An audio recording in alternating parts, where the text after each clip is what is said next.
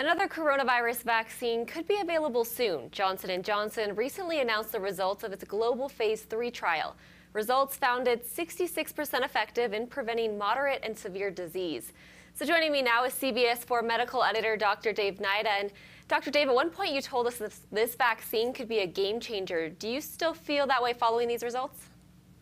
Well, I think a lot of people were initially disappointed when they heard the results of the Johnson & Johnson vaccine trial results. I mean, when you take a look at the Moderna vaccine as well as the Pfizer vaccine, they're up at 95%. But I think you need to take a little closer look at what the information actually that came out in this particular situation. When you define moderate or severe disease, what did that really mean? In essence, it was found that the Johnson & Johnson vaccine, no one wound up becoming sick enough to be hospitalized, and no one died. So in essence, this vaccine was just as effective as the other two vaccines in terms of preventing illness to the point where you wind up landing in the hospital or you wind up dying from COVID.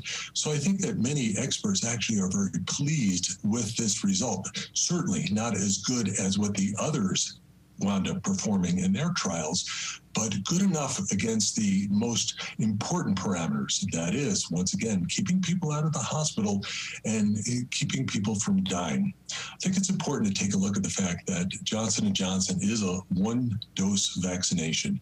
It's very easy to store, very inexpensive to produce.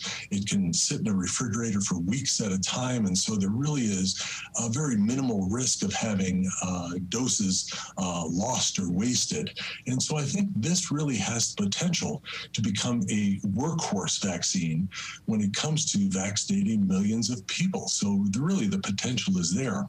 And I do think that if someone came out to me today and said, well, you could have the Johnson & Johnson vaccine today, or you could wait maybe 4 to 6 weeks to go ahead and get started on one of the other two, I would say I'll take the Johnson & Johnson vaccine today in order to get that degree of protection.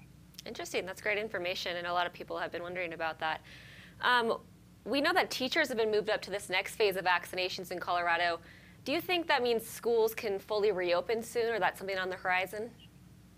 I certainly think this is really a great thing to see, because really one of the biggest issues is really protecting the adults in the room, so to speak. You really do need to provide a level of protection for teachers, for aides, for bus drivers, for other staff members to make sure that they are protected against COVID. But it's important to also recognize the fact that it is not just vaccination alone that is going to get schools to reopen. Schools are going to continue to do all the measures that they need to take to create really a safe environment for everyone. And that includes having social distancing, masks, using cohort educational pods, making sure that there's satisfactory ventilation, good filtration, all of the things that create a safer environment. So I think that vaccinations combined with safe school environments really is the formula for getting kids back in the classroom. Great. And talking about those vaccines, we've heard some minor side effects of the vaccine, like arm soreness. Is there anything people should be doing before they get their dose, like taking ibuprofen to lessen the side effects or anything? Yeah, it's funny because people hear about folks getting a headache or a sore arm or some muscle aches and chills after getting the vaccine, and they say, well, you know, what about an ounce of prevention? Is that really a good thing to do? Take a little bit of ibuprofen or acetaminophen, Tylenol to head off any potential side effects. And actually, there are concerns about that, and the reason is twofold. First off, when you actually get side effects like a sore arm, or you wind up getting some body aches, chills, or headache, it actually is a sign that your body is working in response to the vaccination. It is producing antibodies. It is creating a inflammatory response as it generates chemicals to create immunity. So it's actually not necessarily a bad thing to develop those symptoms. The other big question then is, does taking medication blunt that inflammatory response and the production of antibodies? Does it make the vaccine less effective? And the answer to that is we're really not sure, because there have been some studies done that have said, yes, it does interfere with antibody production. Others that say, well, we're really not that sure. So I think, considering the fact that COVID vaccines are so new, we really don't know everything about them.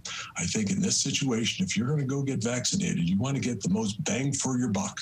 And if I was going to get vaccinated, I would not be pre-administering any sort of medication that might potentially blunt the effectiveness of the vaccine. You're not going to have a problem if you wind up getting a sore arm, headache, or some muscle aches. You can always treat after the fact with something like some appropriate doses of acetaminophen or ibuprofen. Some great advice. I like that. Take the sore arm as a good sign instead of a negative. All right, thanks so much, Dr. Dave, and thanks for joining us. We'll see you back here next Monday at 11 a.m. as we answer more coronavirus questions. And to see all of our Q&A with Dr. Dave segments, just visit cbsdenver.com. We'll be right back.